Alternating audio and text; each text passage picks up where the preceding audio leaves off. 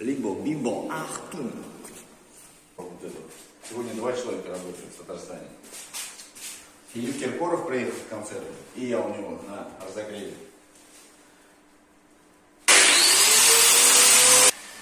Если Марат будет спрашивать, как отшлифовали, скажите ему, что еще не каждый кот свои собственные яйца так отполирует, как я вот этим